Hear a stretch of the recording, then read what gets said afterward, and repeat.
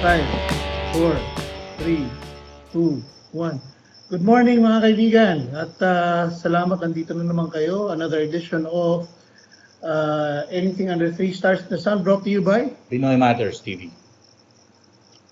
Kung hindi pa dinideclare ng pag-asa, di-declare ko na. Tagulan na po, tagulan na.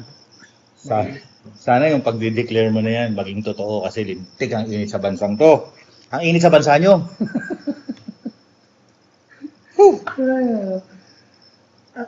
Sa totoo lang, tipong kakaiba yung init ngayon. Ano? Ibang klase.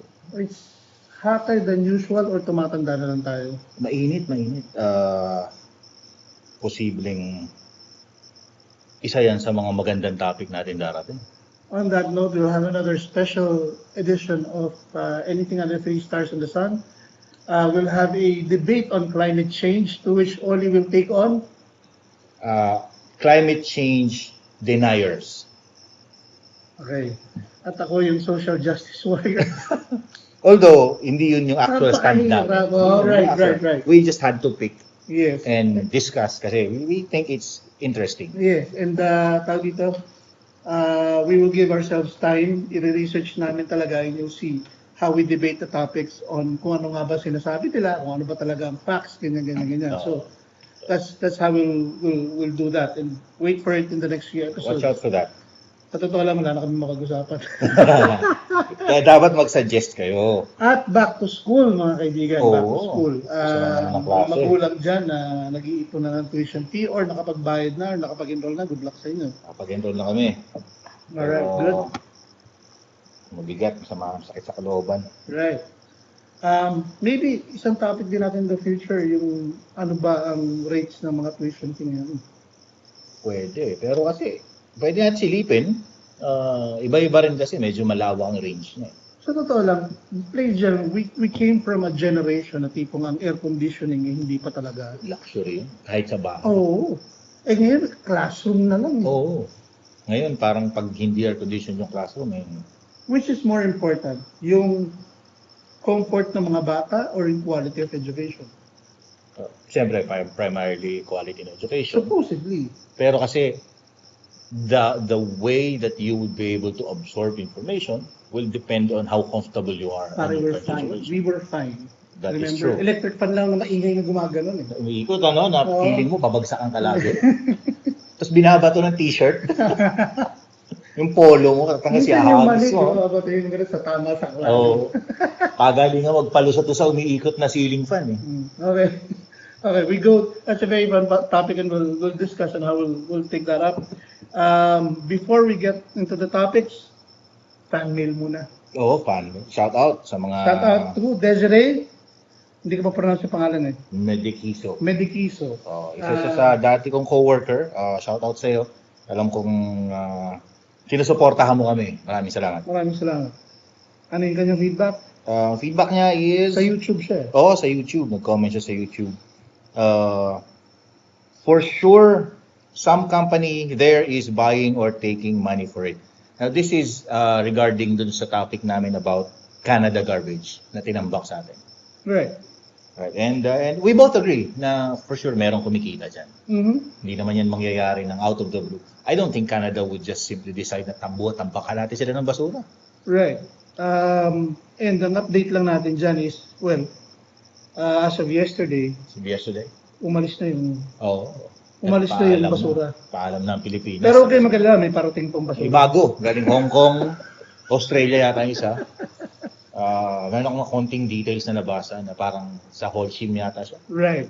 Gagamitin as fuel. Daw. I mean, why do we have to import garbage sa susunugin? Garbage ng problema ng Pilipinas. Oo nga, di ba nga si AR, tinatapon yung garbage sa may Manila Bay, tapos dinadampot nila. Ay, Hindi na lang yun. Oo. Ang dami-dami niyan. Gagawin kaya ni Isko yan?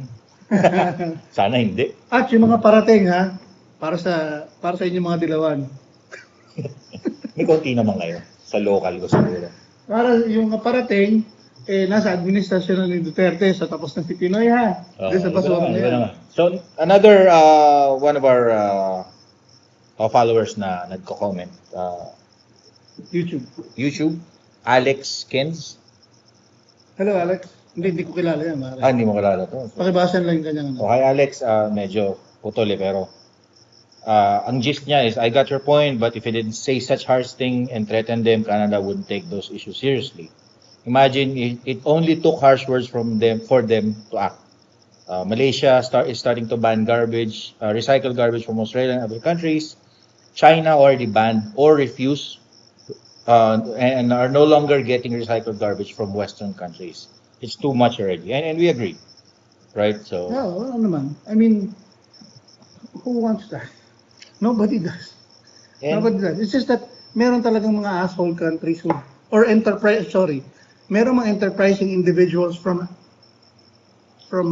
countries na tipong, we'll take care of your garbage problem, ship natin doon sa third world countries. Na tipong, wow. We'll mask them as recyclable materials or... And the fact of the matter is, true, some of them probably are, pero tipong, it's too much. How much plastic, di ba, can you accommodate before saying no? So, yeah, a very good point na it had to come to a point wherein kailangan pa magbanta ng presidente ng gera for us to be taken seriously.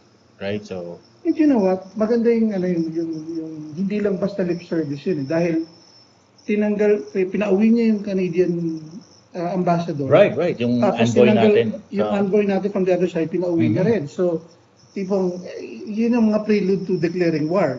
I don't think he will, pero bansa sa bansa hindi maganda ang dating nun. Right.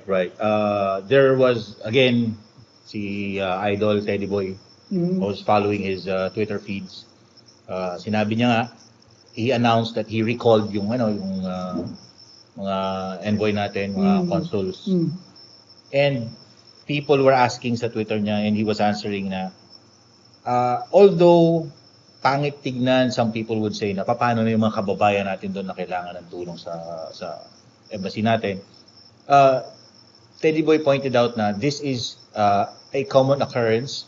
Yes. As a show of protest. Yes. To another country. Right. So, it's making them realize na we're serious on what we want to happen. Right. Plus, this is Canada. Hello.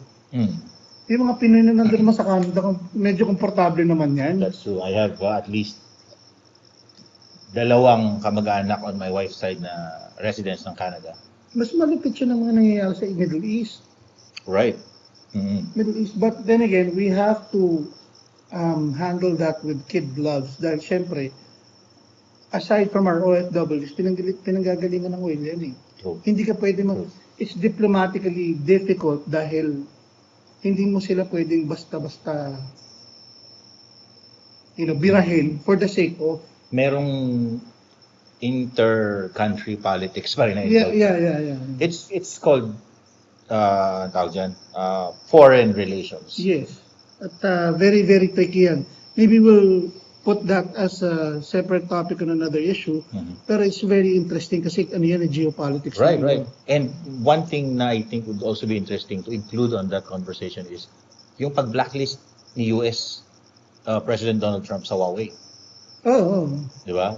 And I think and I believe this is simply economic wars. True. This has nothing to do with espionage or anything. Hindi, pero tinignan ko yan. Digress mo na. Tinignan ko yan. Meron talaga sila mga chips that would store your information in sa servers nila. Okay. Meron talaga. The question is, sila lang bang meron nun? Let's put it this way. Versus China, sa information ko, I'd rather trust the other guy. But the thing is, if you allow one party, diba, you should allow everyone. I think that's where the problem comes in. It becomes an endless cycle of debate na you're targeting me specifically for something that you accuse me that you cannot actually prove that I'm doing something bad with the information that I'm getting. Ginagawa din ng US. Right. And we're sure everybody's doing it. I'd rather trust, sorry, capitalist countries, sorry. Ganun talaga.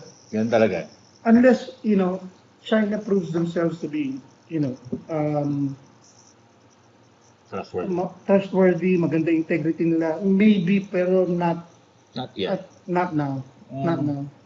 On that- Maybe we'll get there someday, pero not at the moment. On that note, we'll start off with our topics at very relevant. First is we'll go with China loans. Agrabyado ba talaga tayo? The China debt trap. Yes. Next. Endo. Ito na ba talaga yung solusyon para Listen sa ba natin talaga manggagawa? dapat? Oo. What does Pros it and mean cons. for everyone? At merong news na lumabas lately, yung plant tree before graduation. 10 trees daw. Every student daw should plant 10 trees. Ito yung ating For graduating. back to school topic brought to you by Blue Atom. Mhm. So, Sorry, one more, Blue Autumn. autumn. Tangi. Yan. Blue Ang Autumn lagas. from YouTube. From YouTube siya. Okay, Tapos, and last topic is gay marriage. naging maputok yan dahil sa oh, survey, di ba? May survey na nagkaroon ng lumabas. survey pinalabas ng Congress. Yeah. And I think parang head-to-head eh. Hindi. Di ba? Lamang yung... Lamang ang no, pero it's not far Hindi behind. far. Oo, parang head-to-head nga siya. Alam mo dyan, siguro, I believe dito sa gay marriage topic natin, lalabas yung talagang, pag pinag-usapan niya, lalabas yung talagang SJW ng Pilipinas eh. True. Meron na, pero hindi pa masyadong malalim eh. Mm. Hindi katulad sa US, very active na sila. Ang feeling ko, pag nagkaroon ng actual debate, and we start to remove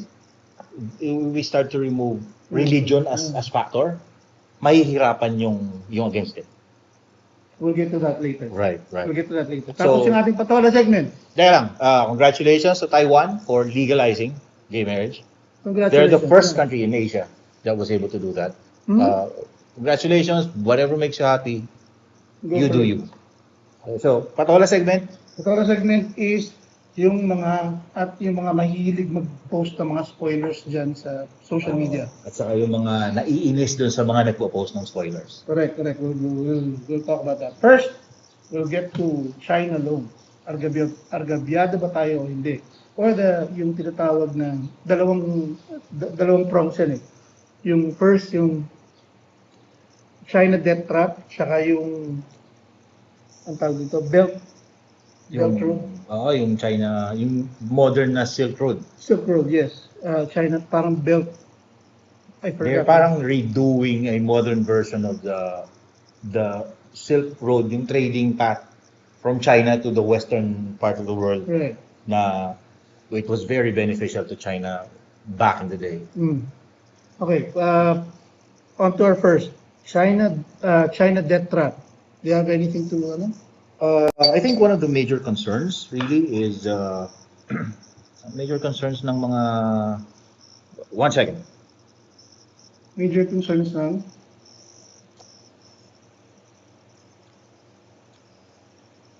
Sorry So, ayaw namin tunog ng tunog eh. One of the major concerns ng mga against the current administration procuring loans from China is what does China get other than interest rates? Diba? They're worried na because based on some of the news that I've read and I've heard is China is acquiring mga properties sa mga African countries that cannot pay their debts. Parang may isa na shipport yata, I don't remember exactly, na hindi sila makabayad ng utang, so what happened is part of the is this becomes China's not necessarily property, pero parang they own it for a certain amount of time. Parang nangyari sa Hong Kong. Okay, the China debt trap it works this way. They also call it the debt diplomacy. What happens is China will approach countries na medyo nangangailangan, and they're the ones who have the money right now. Ang US is unreliable because baon din sila sa China. Plus US has so many conditions. Yeah. Na tipong ang accusation is pinapautang nila with interest na alam nilang hindi makakabayad. Okay? Yes. Lahat ng gusto mangutang in exchange of pag hindi nakabayad, they will take yun yung controversial parts of the patrimony. Right. Yung Okay? within Then your you have to give territory. up some sovereignty. Kunyari, either kung ano yung kumikita sa'yo, kunyari ports, kunyari stock market, whatever, mining, etc., etc., etc. Deep sea exploration, oils, whatever you have. Yes, yes. So, ang nangyayari ngayon, meron ng mga hindi nakapagbayad. Katulad ng Most of the countries I've read are such African countries. African country, Sri Lanka rin yata. Sri Lanka, oh. Sri Lanka. Hindi nakapagbayad. So, tinake over ng China yung kanilang ports. Sila magpapatakbo for a certain time until makabayad. Right. So parang it's gonna be leased to them. Now, yung belt, ang tawag doon? New Silk Road. Let's call it that. I don't remember exactly. The New Silk Road or yung Belt Road na sinasabi, what China is doing is actually investing in countries all over Asia para for infrastructure, tapos China ang main hub. Mga walang yada din, no? Grabe, no? It's a $900 billion endeavor. Yes. At sino may $900 billion ngayon? Sila lang. Sila. Okay. Ngayon, is it good for us? Is it bad for us? What do you think? I think it will depend on how we approach it. It can be good for us. It can be very beneficial to us if we know how to approach it, if we are cautious, if we follow yung tip ni Mahathir ng Malaysia, Prime Minister Mahathir Mohamad, na you have to be very careful when dealing with China. Right? But that doesn't mean you don't deal with them. Hindi pwedeng hindi. Right? They are, Sila ngayon like it or not, sila ang superpower in Asia. Sila lang ang may pera. ang kayang gawin yon in Asia. Right. If you consider siguro Australia as part of Asia, then yes, sila yung magiging competition. Right. Pero China's sphere of influence is expanding, some of them by force. And it seems unstoppable. And everybody else against China, or maybe not even against them, pero yun lang nasasapawan, Right. wants that to stop. So, yeah, it depends on the approach. Ngayon, if we know how to utilize that opportunity, papapakinabangan natin siya, especially to fund yung current build project ng administration. So, if you're careless, you might end up losing territories or patrimony, control of some of your resources for a certain amount of time, which equates to financial losses as well. Well, okay. That's one side of it. Ito naman yung take ko dyan. Every year, pare, we work on a deficit yung budget natin. Deficit meaning laging kulang yung pera. Right. We overspend lagi. Overspend. So, fine. So, in other words, para matustusan lahat ng gastusin ng gobyerno, kailangan talagang mangutang. Okay, fine. At sino nang papautang? It can be external or internal debt kasi may internal and external. Right. Now, in regards to China, we're talking about external. So, sino ba napapautang? China. Okay, fine. China. So, at the time. Merong dalawang There are schools others. of thoughts dyan. Now, sabi nila, be very careful with dealing with China and read the fine print. Okay?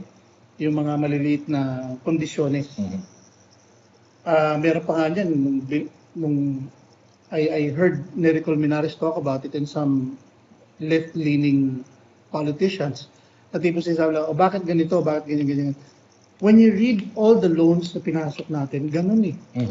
Kasi, what happens is... Kahit sa US, kahit sa US or Europe or whatever, ganun lahat eh. Right. Yun nga Hindi ka makakautang ng hindi ganun ang terms. Yun yung point dun eh. Parang, if I want the people to think na this is against us, I would just put emphasis on that specific loan eh. Right. Not mentioning the fact that lahat ng loans natin ganun eh. Ganun. It's a standard eh. Oo.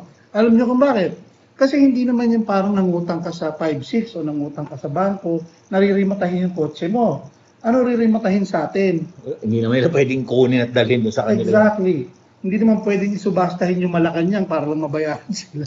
Hindi naman pwedeng kuhanin yung territory mo and then occupy it and it becomes theirs. Right. Kaya yan. Right. So talagang we're dealing with trade. Ang kunyari, kung hindi tayo makabayad, ang kukunin nila is probably one of our ports. Mhm. Sila mag-ooperate for a time. Hindi naman 100% ng income pupunta sa kanila. Debt servicing lang. A portion of that income goes to the country as well para tumakbo naman yung bansa. Mhm. Hindi naman pwedeng 0-0 yun. Yun nga lang, we lose control over that. Now, here's the thing. The way our economy is going versus yung interest rates na pinag-uusapan dun sa China loans, kayang-kaya. Mhm. And That is, as your idol said, nabasa ko yun eh. Sabi ni Idol Teddy Boy mo, Mhm. expert tayo mangutang eh. Sinabi niya yan, Larry. Totoo Sinabi naman. niya, expert tayo, mahusay tayo sa mga utangan. And nakabayad naman tayo, katulad nga nung sa IMF.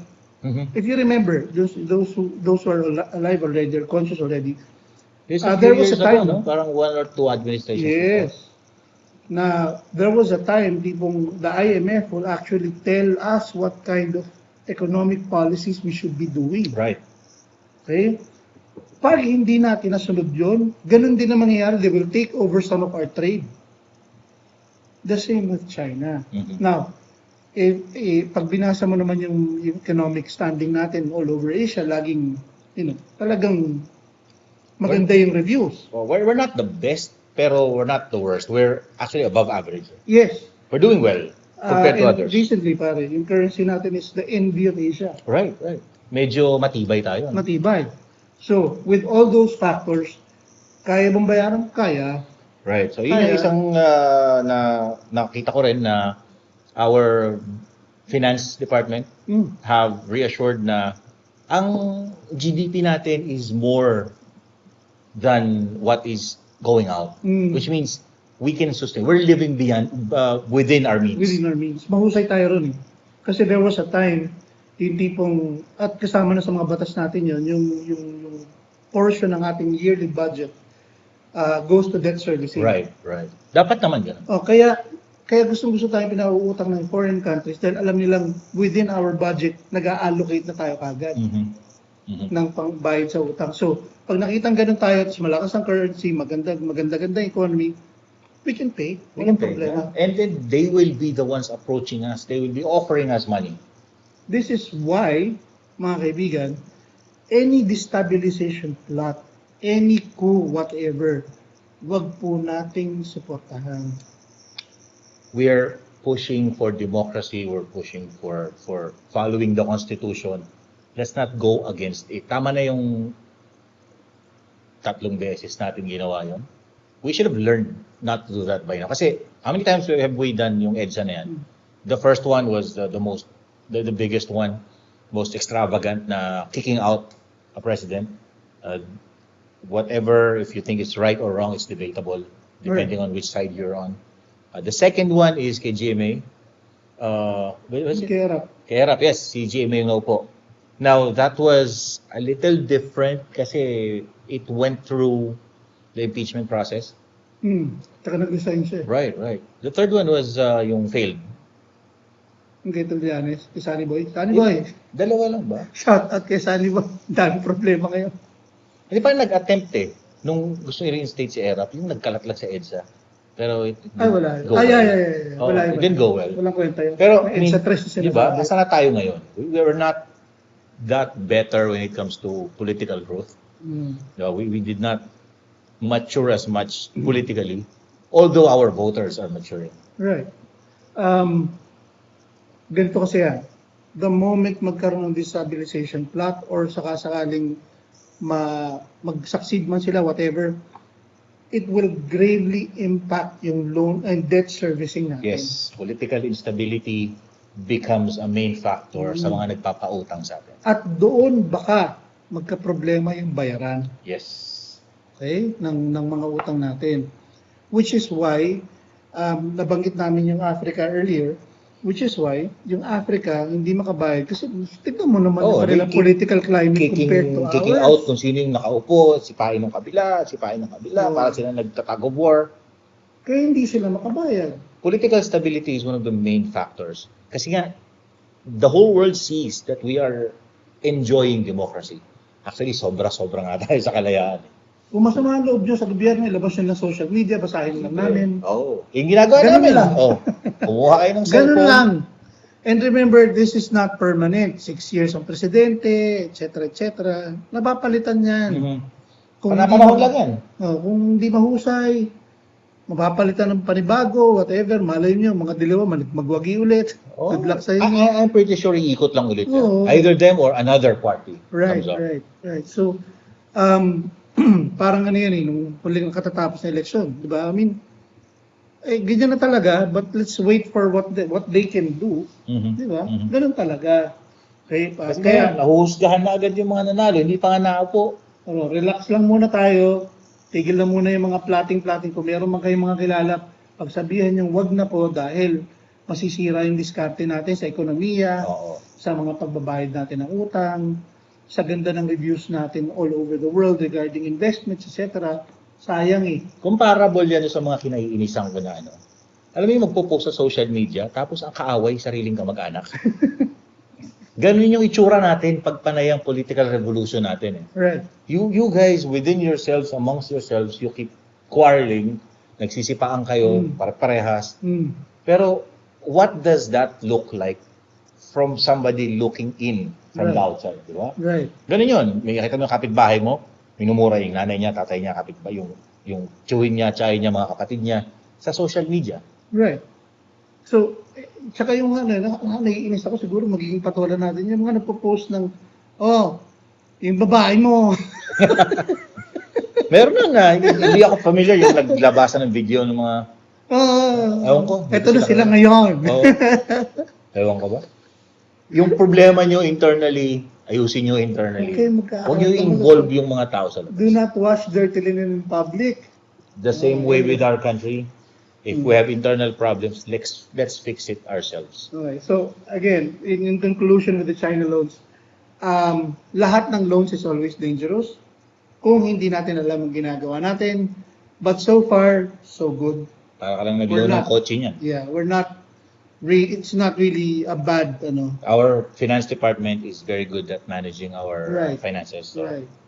And sana yung mag-handle sa Senate ng finance natin is also a good person. Sana para tuloy-tuloy na tayo. I mean, good talaga eh. Mahirap. Maganda, positive trend tayo, economically. Yeah. Pero, it's better let's not disrupt yung magandang trend. Not worth the trouble. Okay, I digress a little bit.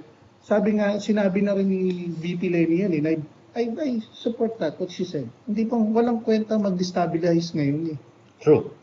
Walang reason. Sinabi na ni Lenny yun yung leader niya. Kasi sa ngayon, pag may nag-try mag-destabilize, alam mo na gusto lang niyang pumwesto rin eh. It's not you trying to shoot down a bad administration eh. Kasi right now, we're still free. Right. Di ba? Anong freedom nyo yung natapakan? Yeah. Meron ba? Hindi, for whatever it's worth, hindi naman stupid ang mga taga-Dilaw din eh.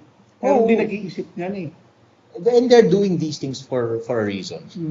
So for whoever yung mga ambisyoso dyan, I will not support. Let's not give them the support that they're clamoring for. Kasi once they see na it's gaining traction, believe me, it's all gonna go downhill from there. At tapos, eto pa yan, alam mo ng politiko, pag kunyari nag-take over sila sa gobyerno, ganyan, nasira yung currency natin, nasira yung economic upturn natin. Sisisihin si Primus. Sabihin lang ganun, kita nyo, yung China loan, hindi tayo makakabayad. Paano, dahil sa inyo ito mga litik kayo eh. Ganun talaga eh. So anyway, mira, kaya natin, it's not really bad yung China loans. Actually, when kayo na mag-research, yung interest ng China loans, number one, kaya natin. Number two, it's one of the smallest. Right now. Plus, when you look at the China loans, and this is a tip for you guys, if you're going to research about the China loans, research nyo rin yung ibang loans natin towards other countries. And then you compare. Kasi when you're only looking at one thing, you have no point of comparison. Parang kinapy-paste lang, Chinese nga lang pagkaka-copy-paste. Iba lang pumirma. Okay. So I hope na-address natin yan, yung fears na sa China loan. Don't fear, we're fine. If you have your own opinions about it, let us know. Oh, lagyan sa comment section. Baka tulad ng ginawa We'll namin call it kanina, out. we'll read it and we'll answer. And we'll let your opinions be known as well.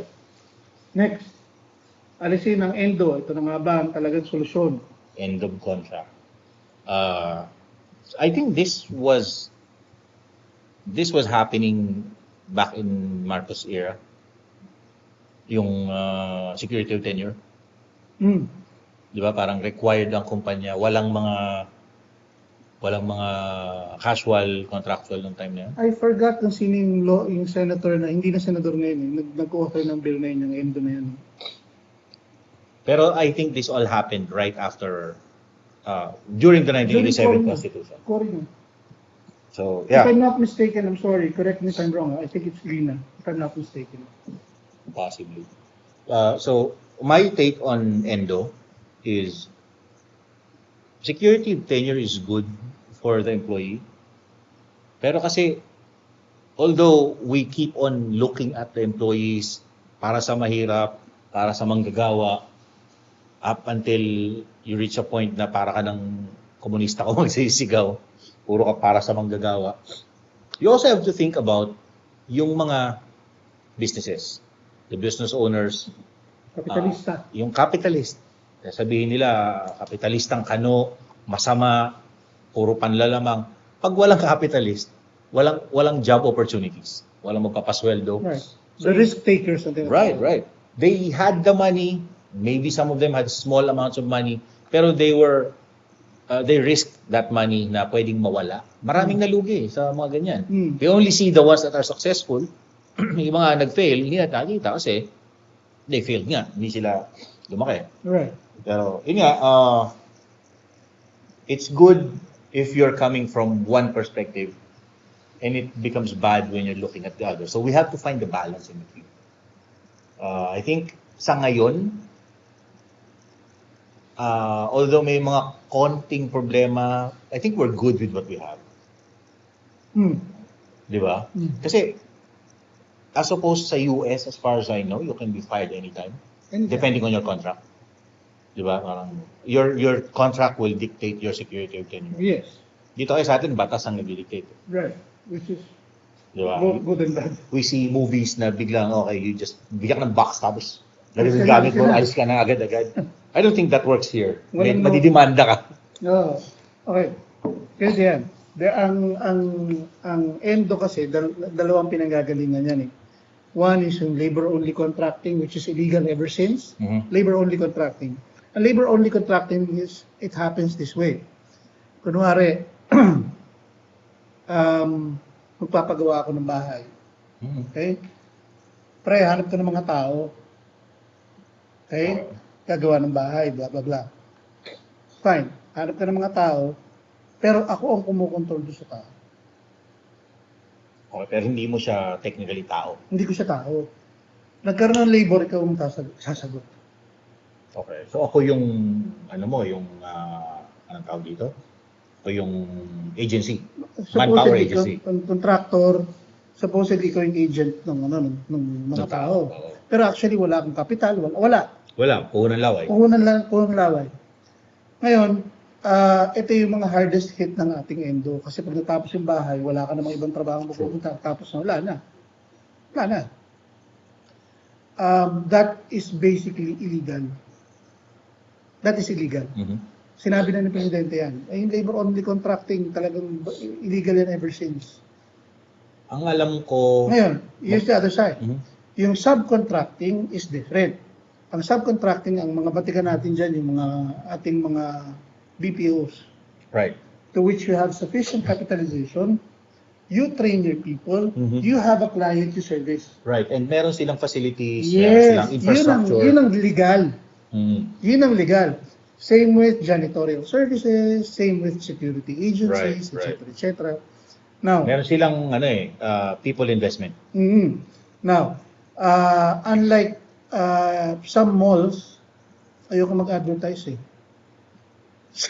Parang sa balita lang yan. Isang sikat na mall sa ganitong lugar. Nagbarilan ng mga tao. Hindi pa sabihin. Sa may Quezon City. Sa along Mandaluyong, Ginesa, napakalaking sikat na mall, Hindi pa sinabi. hindi pa sinabi. So yun. Mag-hire ng mga tao. Okay? Tapos, nasabihin sa'yo kontrata mo 5 months. 6 months, sorry. Tapos, sisibakin ka na ng 6 months. Anong 5 months? 5 months. Hindi ka aabot talaga ng 6 Hindi ka months. aabot. Whether or not you're a good person, you're a good employee. Kahit na sobrang pabibo ka, whatever. Yun ang masakit. That's legal. Yes. Kasi, nakahanap ng loophole yung, alam mo naman, ang ating mga sikat na mall, na, pag nag 6 months regular, hindi ka aabot ng 6 months. Pero, isn't it illegal pag, hindi, kasi ang naisip ko is magpapalit ka ng existing na pwesto ng tao for the same job. I think it's illegal if you remove a person who's been there after 6 months.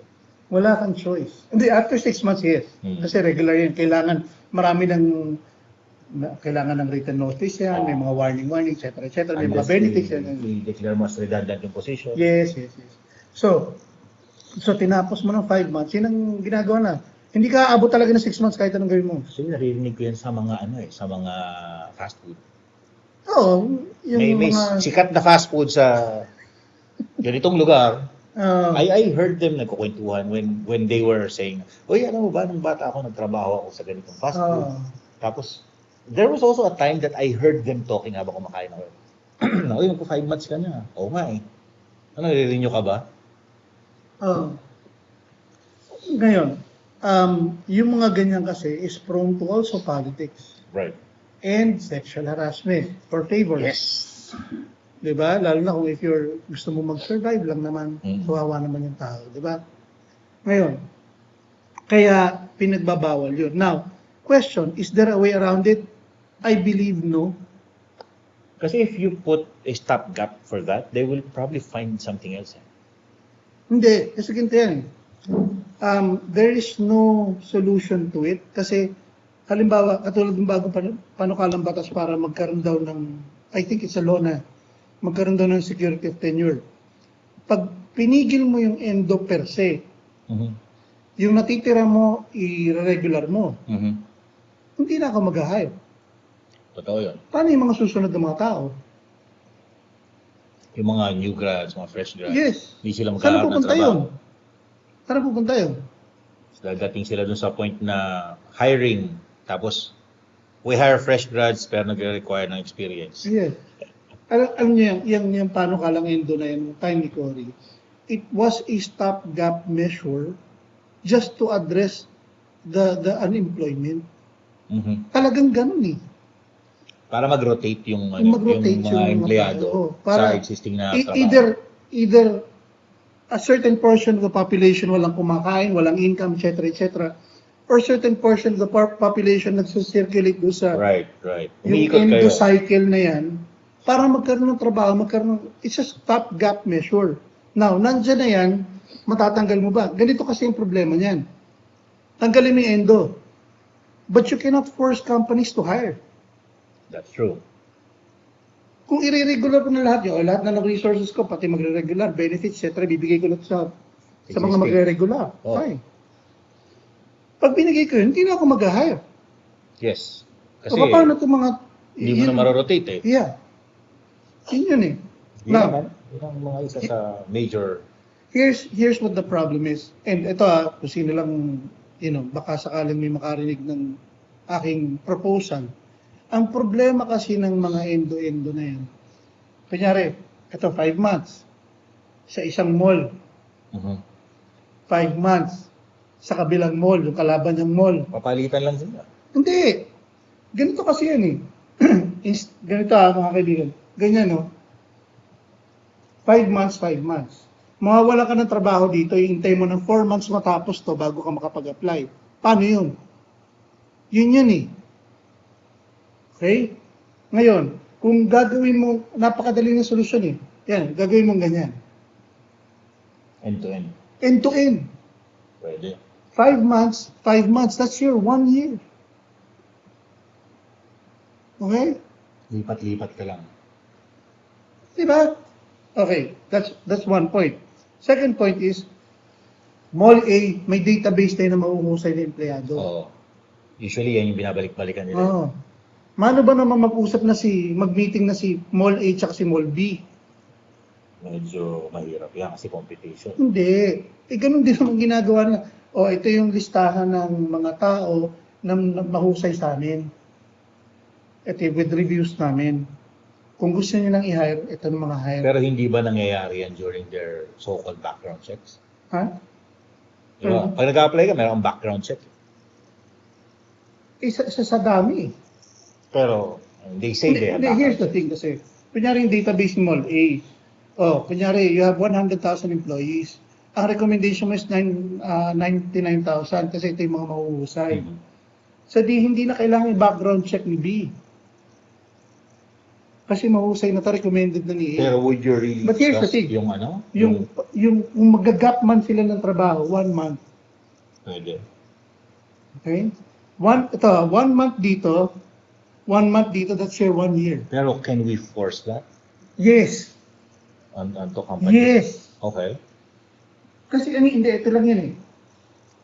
We cannot force it na di mo makukulong kayo, blah, blah, blah. But it's for labor, Yun yung labor fix. department, to fix it. Siguro, Circle lang yan eh. ang nakikita ko isang pwedeng suggestion, just off the top of my head, is magkaroon tayo ng hiring season. Madinig. So, if you're gonna end one and start one, yung gitna na yon becomes your hiring season. Yes, exactly. Di ba? Exactly. Yung database nga ni Mall A, i-email na lang yung database ni Mall B. Tapos i-review na ni Mall B. Ito mga to, you have, ito mga to, okay na ba to? Okay na yan, sige. Kaso, hindi nawawala ng trabaho. Pero kung Ganun din ibabatas si mo fast yan, food A, fast food B, ganun din. unless, Ngayon, where does security of tenure come in? Security of tenure come in is, kunyari, pumasok ka na rito for 5 months. Pumasok ka na rito for 5 months. So, di isang taong ka nang may training. Okay? Papasok ka ulit dito ng 5 months.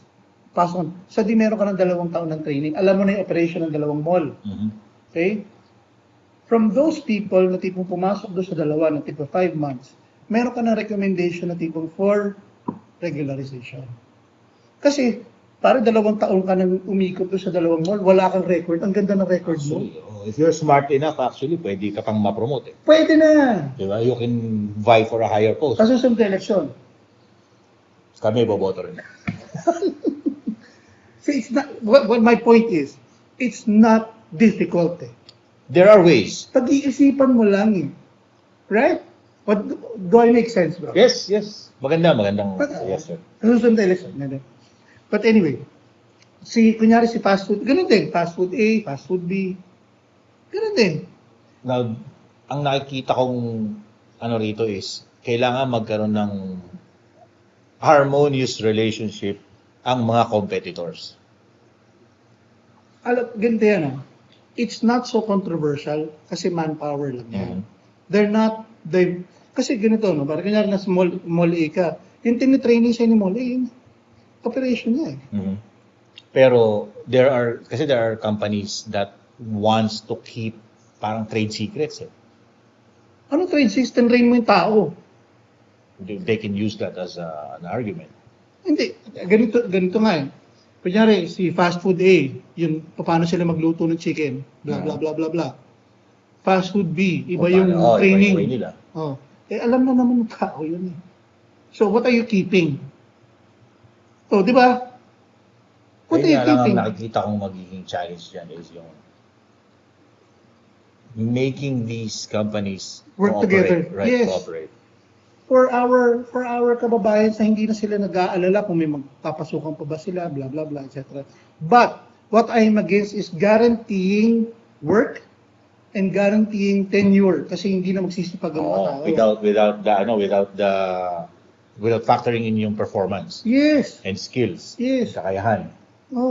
Ito pa, siguro, pwede rin gawing labor circular or whatever, o batas yung pwede nang tutukan ng ating mga mambabatas. Ano ba ang metrics para ka maging regular? Iba-iba kasi sila eh. Dapat tignan yun. iba-iba per company, iba-iba per line of business, and iba-iba per trade. True, dito dapat tignan yun.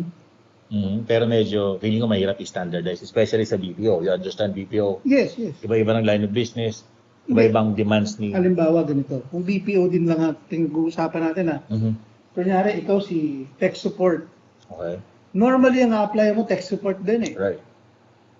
So, ang metrics mo is almost the same. Iba lang ng, kunyari, ang dati mo tinitech support computers. And then tinitech support mo ngayon appliance. Mhm. So, ano yun eh, ang pinagbago lang nun, yung technical skills, technical training, product training. Knowledge. Pero, yung basic mo na, Yung concept itself. yung customer service, Mhm. empathy, etc., English ako, pareho na eh. True. Halimbawa, True. matatawa ka, pare, at mga kaibigan, and those who are in the BPO industry can relate to this. Nag-English training ka na kay company A, Uulitin mo pa sa kabila. uulitin mo kay company B. Na para bang... and you know what's funny with that? Minsan nagiging... Yung bumagsak doon, pumasa rito. Oo, ang weird. Di ba? Or dati niyang trabaho, pag-apply rito, bumagsak. Bakit? Dati niya nang See ginagawa. what I mean when I talk about metrics? Di Okay. ba? Standardization. Weird, di ba? Ang weird. Nati kung tech support ka, not necessarily tatanggapin na kita sa tech support company ko. Mhm. You still have to go through the testing. But, hindi pong i-interviewin na lang kita for English proficiency, accent, bigyan kita siguro ng sample. Tapos you go ahead to product training na. Siguro more on when you interview a person na lang parang attitude na lang kukunin mo. Probably. Di ba? Ano ba ang attitude mo towards work, Probably. ethics, di ba? Oh, tapos ano ba ang metrics mo para maging regular ka? Ano ba? Kasi meron dyan mga kaibigan, ito, may mga kilala tayong ganito. Wala kang late, wala kang absent, performance, Pero, Pero kasi, hindi ganun eh. one of the concepts pagdating niya sa performance is, for example, natanggal ka lang sa isang company because of poor performance. That doesn't mean na hindi ka mag-improve. Yes, true. Pero if Baka we magtanda ka pa nga. right. If we use it as a metric na standardized, pag bagsak ka sa kabila, makikita nung isa, nung bago mong lilipatan na, bagsak sa metric na to, and that becomes a problem.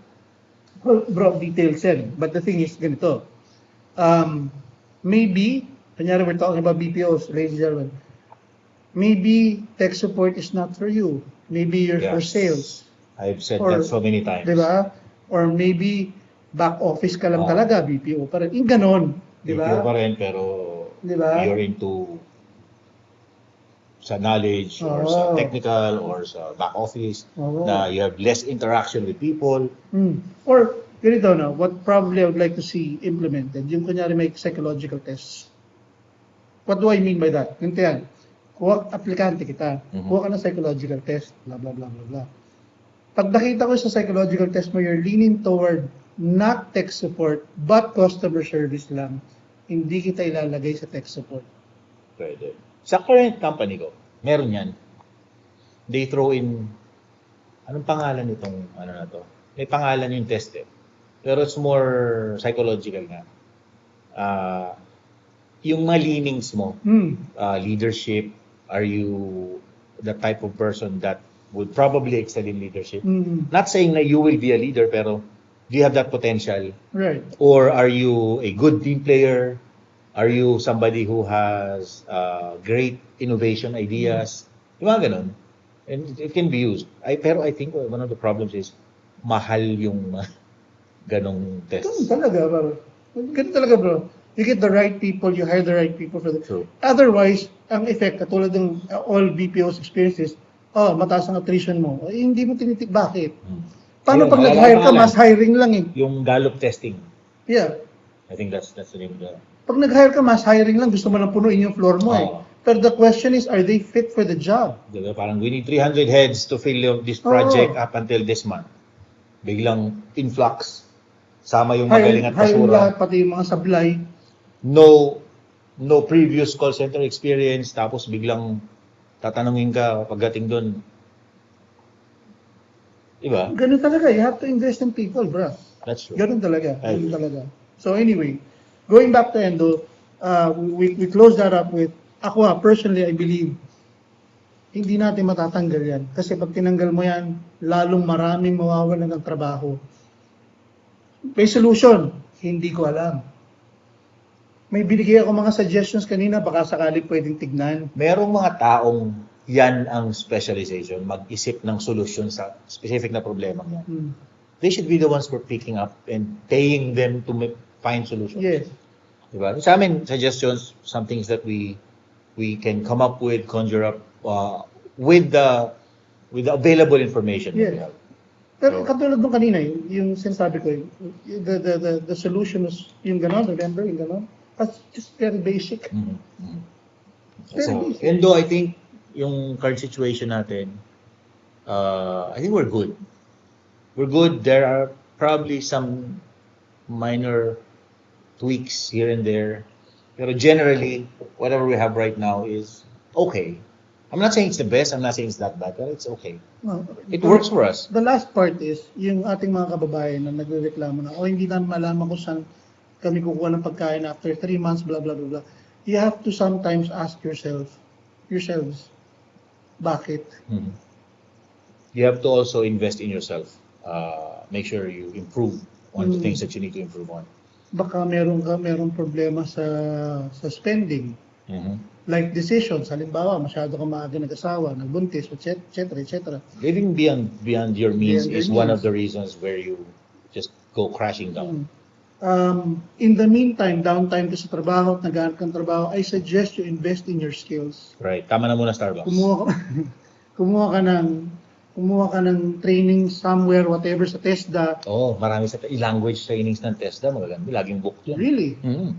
Or, any technical skills that probably makakapag-abroad ka. Why Matuto not? ka lang ng another language.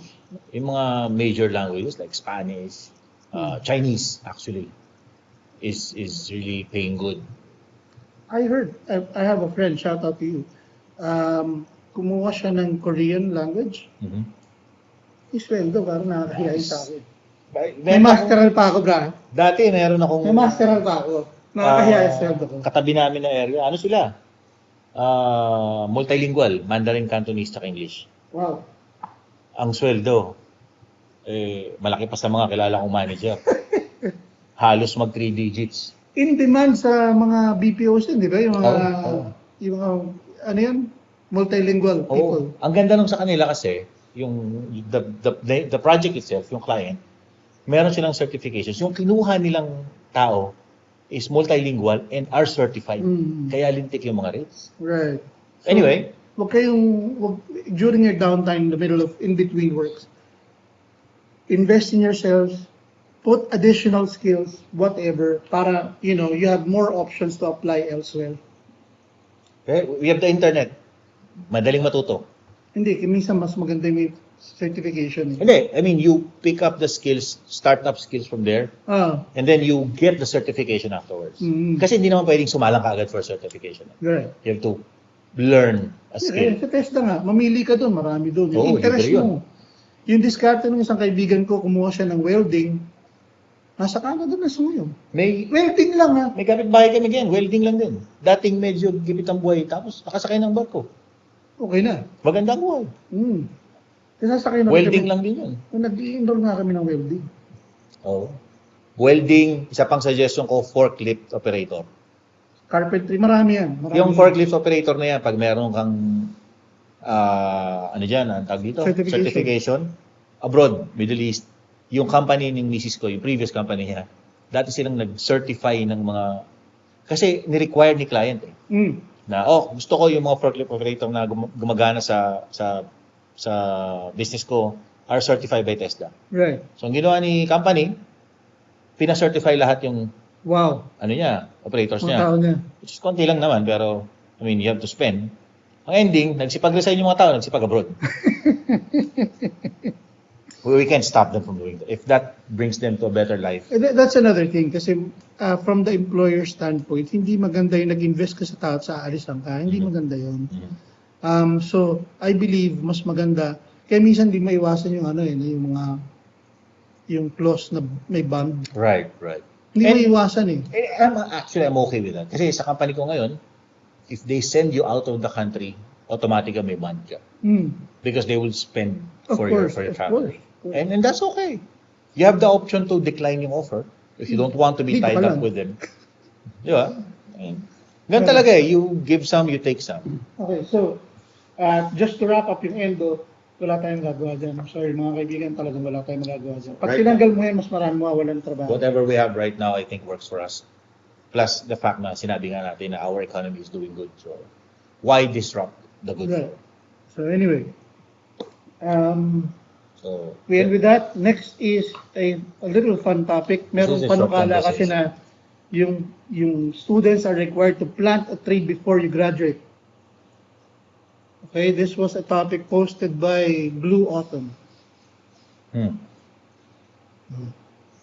So, mhm. go. So this is a bill na inokayan naman na ng legislature pero it's still a bill. Parang they're required to plant 10 trees, I think. And there are specific classifications of areas trees, where they need to do it. Pati kung saan lugar. Mhm. So, what do I think of it? I think it's parang anong tawag dyan? Lip service. Parang you just want to Virtue look signaling. good. Oh, virtue signaling. You want to look good. In favor of climate change, yes. Di ba? Parang, okay, this will provide good effect on on nature. Di ba? Tapos, kasi the problem is, when you start doing that, it needs to be maintained. True. Di ba? It's not gonna do that. It's not gonna grow up on its own. Unang-una, Metro Manila is one of the most congested cities in the whole world. Metro Manila itself, the whole metro is, I think, roughly around 28 million people. Holy cow. The Manila city itself is 12 million people. So, let's say, how many graduates do we have every year? 10? 10 million? 1 million? Something like I don't know. I don't have the numbers. So, are you going to have to ferry them somewhere outside another province in Mindanao or in northern Luzon or just to plant trees? What excursion? Ngayon, what I think is a good substitute, since these students go on field trips, why don't you credit every year? What do you mean? Field trip sila. Include That as part of the field trip. Pwede. Para wala kang Hindi extra junket na expense. junket lang. Di ba? Hindi siya extra expense. Parang, every field trip that a school goes to, You have to plant a tree. you have to plant a tree. Parang one each. Not bad. Diba? Not Before bad. you finish school, grade 12, naka-12 ka na. Not bad. Or, kunyari, yung pinlant mong tree na ganyan, pag habang lumalaki, lalagyan yung mga pangalan nila, which is nice. Right. Okay. Maganda Classroom. pag binisita mo yun, di ba? Kunyari, 20 years down, Oo. uy, ito yung punang tinayo namin ni ganyan. Tapos may naka-ukit doon na, boy loves girl. Oh. Okay. So, ganito naman yan. It's a useless measure sa akin. Yung plant a tree before graduate, it should not be mandatory. Kasi, ganito yan One thing when you plant a tree, madali lang yun magbungkal ka lang ng lupa dyan. It's another thing to care for the tree. Yes. Yun nga yung sabi ko Yeah. Hindi nga skugod mangyayari dyan. We plant it and then what? Yeah, di ba? I mean, you have to water it. Nung bata tayo, I don't know if you've gone, I think you did. Alam mo yung bibigyan kayo ng buto? Si tatanim? Ano nangyari? Wala. Lalagay Hindi mo ko sa, alam kung buhay pa yun. lalagay mo sa paso, lalagay mo sa, tsaka yung mga common, yung mga beans. Yeah. Kasi may parts yan na dinidiscuss yung munggo, yeah. Oh, munggo. Yung monocotyledon, Right, dicotyledon. right. I remember those. So, it's good pag educational discussion. Right. Pero if you're gonna make it mandatory, parang sayang siya kung hindi mo i-follow upan. Yeah. And again, laws would require implementing rules and regulations, and it would require funding. Whoever thought of this law is like really, just virtue signaling lang in favor of the environment, blah, blah, blah, blah, blah. Pero hindi mo iniisip yung practicality ng sinasabi mo Halimbawa, okay, sa isang university, say UST, ilang libong estudyante dyan. Average 3 to 4,000. Saan mo ilalagay yung 3 to 4,000 na seeds na yun? Diba? Saan? Although siguro, Tsaka may spacing yan eh. may Hindi lang spacing yan. basta, Hindi basta bato 4,000 ng yun, bato. lagay mo na yan din. Hindi naman yan nursery eh. Oo. Na pagtapos kukuhanin mo, ililipat mo eh. And then, okay, question. And then what? Yun nga, yun yung ano Hindi, ko. ibig sabihin, okay, tumubo na siya, fine. O tapos, Puputulin for logging. Maybe. there are things better, May mag- proposed than let's planting. focus our efforts on something more productive. Oh, halimbawa na lang, yung usap-usapan natin ever since we were kids. Na tipong, ewan ko lang kung totoo maybe, yung mga Japanese kids, bata pa lang, radyo na yung, Oo, no? Remember yung that? Nagko-coil ka ng ano? Oo. For nagsasolder. para sa reception. Oo, nagsasolder. Kasi ano lang naman yun, isusundan mo, ito, gapit mo rito, May solder. diagram na yun eh. Oo. Hindi ka mag-iisip eh. Hindi ka mag-iisip ng Follow sobrang... instructions. Oo, lang. follow instructions. Pero kasi, it sparks interest eh. Yeah. When you're able to do a functioning FM radio, bigla kang maisip, uy, kaya ko pala yun. Yeah. Diba? And then you start reading more, learning more, until it becomes an advanced skill. Kaya nga Meron ganun akong ng classmate Japan. na ganyan. Yeah. Classmate akong ganyan nung high school. Ang hilig niya sa mga magazine na electronics. At that age, nung third year high school kami, gagawa siya ng diagram. Ng circuit diagram. Ang galing niya, bilib ako sa kanya, pero unfortunately, hindi na sundan. He went on trying to get an engineering degree, pero life happened. Nagkapamilya and all. Pero, So the thing is, that's the point. maraming pwedeng ituro sa mga bata over, planting trees. Actually, magtahi, okay na. Ako hindi ako marunong yan. Ako marunong magtahi. Yung dati nating hele, Hindi ako marunong yan. home may kananay. Oh, right. Tapos yung mga lalaki, woodworking. Woodworking, carving yan. So anyway, yun nga, instead of woodworking, whatever, try electronics. There are others. Others, yeah. Kaya nating science-oriented. It's not, itong planting trees is like, oh my God, walang, Walang ano, no? ang- Walang direct effect. Kung ano pa yun, if you think na gagana yung lalaki yung mga puno, hindi siya, I don't know, parang waste of effort. Yes.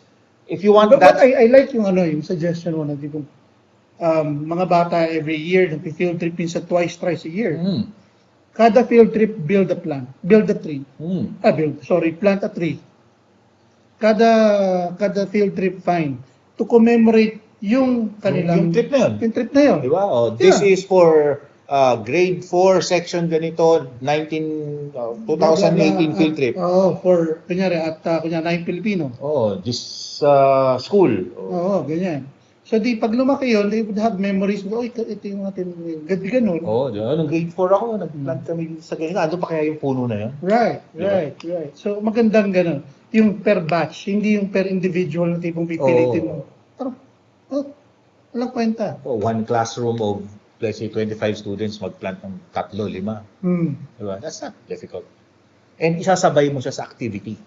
Don't make it as a separate activity. Pilitin mo parang, tsaka ano ba yan? To force you to plant trees before you graduate. Hello. Magkakabayaran lang yun. Ma'am, Pero- pirmahan mo na to. Parang doon. Ano tinanan mo? Mangga. Sige. Manggagancho. Okay, we end of that. Yeah. It's completely a useless bill. If you think it's useful, you have ideas, you have opinions, you have for our, whatever you have, let us know. Convince us. it's a good one. Right. I mean, you have your, maybe you have information that we don't have. You have ideas that we don't have. Let us know. Ang useless. Mas okay pa ako and probably we'll take this up on another issue is probably episode 8, yung ROTC.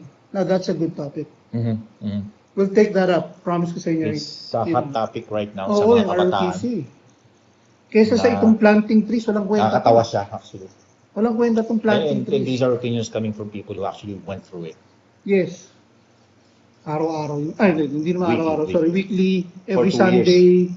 Mario, may hangover pa ako nun. Considering officer pa ako ng C18 nung high school. May hangover pa ako nun. Malay niyo, i-post ko pa yung picture ko dito ng COCC ako. Well, anyway. Anyway. So yun, now we end with the plant tree before graduation. It's basically useless. We go on to a more interesting topic. More controversial. More controversial. Kasi, yun nga, di ba, merong survey sa Congress Pero about this topic. I like the way that they did that. They sent out a survey. Yeah. Dapat Is this the ganun. first time that they've done that? Hindi lang natin tinitignan. Tinignan ko may mga ibang surveys na walang sumasagot. Siguro kasi hot topic siya, and I've seen people sending me the link telling me which ones to vote. Kung mag-yes or mag-no. Let's announce the topic first. Gay marriage. Are you for or against? Yes, and why? Why? Hey. That's a very healthy discussion. But anyway,